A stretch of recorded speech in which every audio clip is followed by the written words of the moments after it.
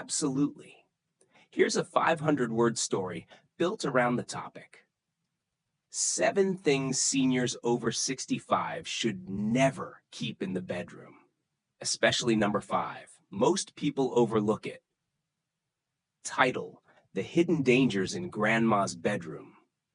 When Helen Thompson moved into her daughter's home at 72, she brought along the comforts of her old life: her mahogany nightstand, stacks of paperback mysteries, and a drawer full of knickknacks she swore she needed. But it wasn't long before her daughter, Rachel, noticed a troubling pattern. Helen had tripped twice in the middle of the night, once over a pile of books, and another time when trying to reach for her heating pad, tangled in a drawer cord. Thankfully, she hadn't been seriously injured yet. Determined to prevent a more dangerous fall, Rachel did some digging and came across a senior safety checklist. What she found shocked her. There were 7 common items seniors should never keep in their bedrooms, and Helen had all 7. Number 1, loose rugs. Helen's bedside rug had no non-slip grip. Rugs like this are notorious for causing trips, especially for those who may shuffle their feet or get up quickly in the dark. Number 2, extension cords and power strips. Helen used an old surge protector behind her nightstand, crammed with plugs. It was a fire hazard and a tripping risk, especially when she leaned over to unplug something. Number 3, cluttered nightstands. From pill bottles to old receipts, her nightstand was a minefield. Seniors need easy access to only the essentials: glasses, a phone, a water bottle, and maybe a lamp. Number 4, too many pillows or heavy bedding. As comforting as it was, Helen's thick comforter and mountain of pillows made it hard to move freely in bed, increasing her risk of strain and overheating. Number 5, medications left unsecured. This one caught Rachel by surprise, and it's the one most people overlook. Helen kept her daily and emergency medications loose in a dish. Not only is this confusing, especially in low light, but accidental overdoses or missed doses become more likely. Medications should always be labeled, organized, and stored safely, preferably outside of the bedroom if they're not immediately needed. Number 6, candles or incense. Helen loved the smell of lavender in the evenings, but Rachel found half-burnt candles on her dresser. An open flame in a senior's bedroom, where reflexes are slower and memory sometimes lapses, is a major fire risk. Number 7, old mattresses. Helen's mattress was over 15 years old. It sagged, offered little back support, and made it difficult for her to get in and out of bed without help. A proper mattress can reduce joint pain, improve sleep, and lower the risk of nighttime falls. After a full bedroom makeover, new lighting, cord management, clear surfaces, and proper medication storage, Helen's space was safer and more restful. She resisted at first, calling Rachel fussy, but within a week she admitted she slept better and moved easier. Rachel now shares her story at local senior centers. "We focus so much on stair lifts and grab bars," she says, "but sometimes the most dangerous place for a senior is the very room they sleep in."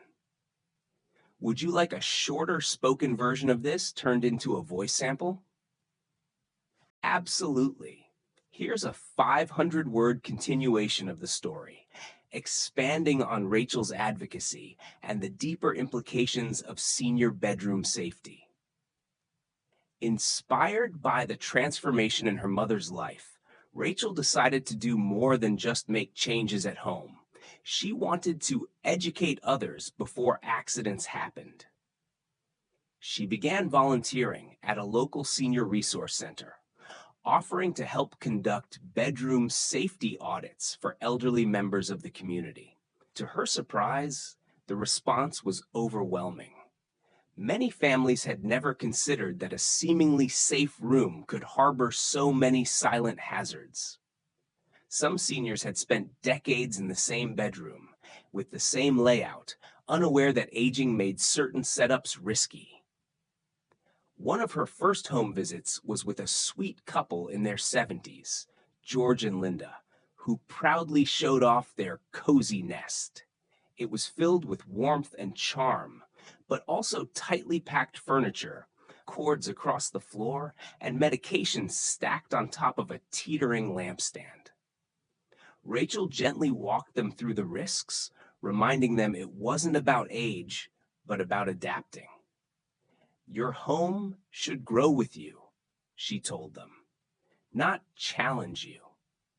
They ended up making simple changes that had a huge impact. Motion sensor lights for nighttime trips to the bathroom, a raised nightstand with only the essentials, and a labeled pill organizer kept in the kitchen, where they took their morning tea. A few weeks later, Linda sent Rachel a note saying, "I used to be scared of falling when I got up at night. Now, I feel like my home is helping me, not working against me." Rachel also noticed how reluctant many seniors were to part with things, especially items tied to memory or independence. One man refused to replace his worn rug because it had belonged to his late wife. Another insisted on keeping his vintage electric blanket despite repeated warnings from his doctor. It's not just about safety, it's emotional, Rachel realized. That insight helped her shift her approach. Instead of telling seniors what they couldn't have, she reframed the conversation to show what they could gain: better sleep, more comfort, and longer independence.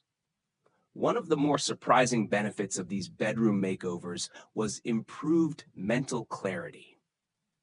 Seniors reported sleeping more soundly, waking with fewer aches, and experiencing less anxiety. For many, the bedroom had become a source of stress, filled with reminders of aging or confusion over scattered medications. Once these hazards were removed and the space simplified, it became what it should have always been: a place of peace and rest. Rachel's efforts soon caught the attention of a local news outlet. She was featured in a short segment called "A Safer Space to Sleep," where she walked viewers through common bedroom dangers and shared Helen's story. The piece went viral in senior living circles, and Rachel found herself speaking at retirement communities and caregiver events.